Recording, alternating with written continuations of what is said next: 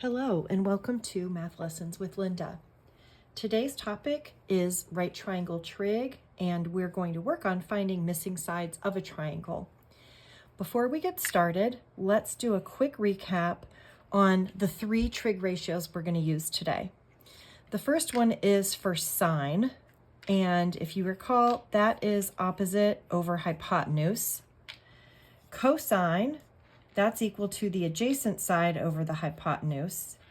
And the final one is tangent, which is the opposite over the adjacent side.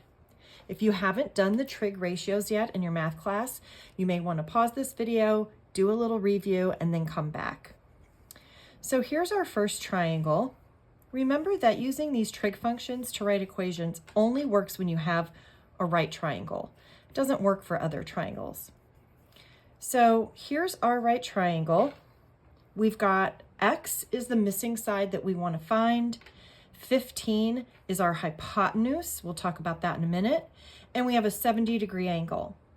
So I always like to think about the angle that I have as the position where I'm standing looking out at the rest of my triangle.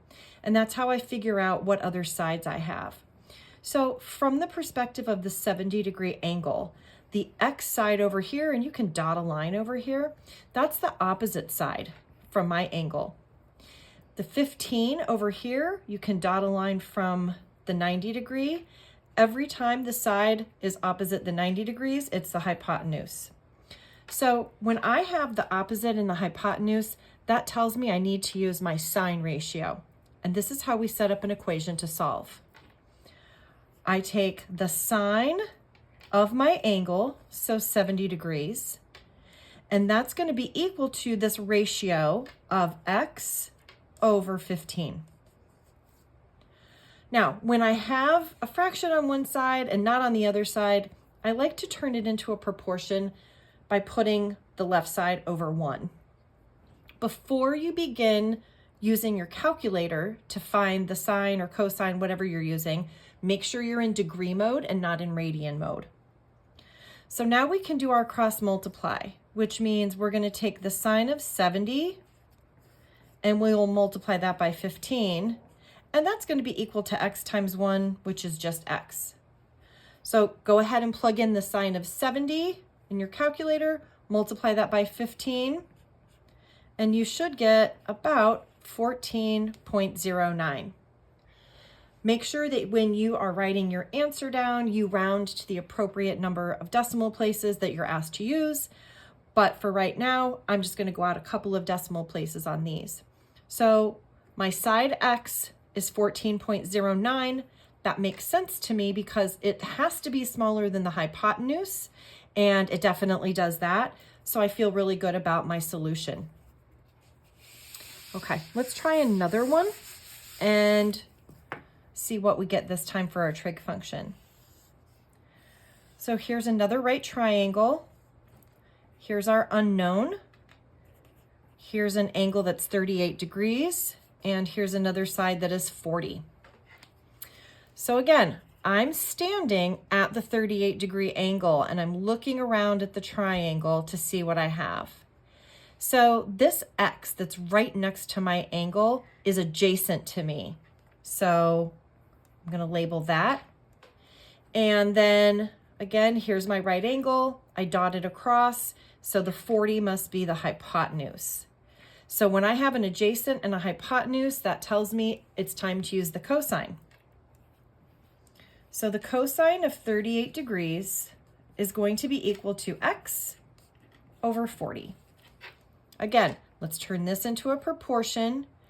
We're going to cross multiply this direction. So the cosine of 38 multiplied by 40 is going to equal to x. You can plug that right into your calculator, and you should get approximately 31.52. I'm just going to verify that it's smaller than my hypotenuse, and it is. I'm feeling really good about that as well. Let's try one more. I think you can figure out which trig function we're going to use, but this one has a little bit of a surprise ending. So here is our right triangle, my unknown, Here's one side and here is one angle. I'm standing at the 30-degree angle, and I'm looking far across. This tells me I have the opposite side, so that's my X. And then I have the side directly next to my 30-degree angle. That's the adjacent side. So opposite over adjacent tells me I need to use the tangent function. So we will write out the tangent of 30 degrees is equal to the opposite, which is X, over the adjacent, so 9 radical 3. So I'm going to have cross multiply this direction, the tangent of 30 times the 9 square root of 3, and that'll equal X times 1, which is X. Look what happens when we solve for X. You should get an exact answer of 9. So I'm going to put 9 over here. If you notice, I have a 90-degree angle, a 30-degree angle, and that's a 60-degree angle. So this is a special right triangle, and our relationship between the long leg, which is this side, and the short leg, which is this side, is I multiply the short leg by the square root of 3 to get the long leg, or I divide by the square root of 3 in this case to get the short leg, which would be 9. So not only can I find this using my trig equations and functions, but also I could have recognized it's a special right triangle and done it that way as well. So those are a few examples of how you can solve for a side of a triangle when it's in a right triangle using trig functions.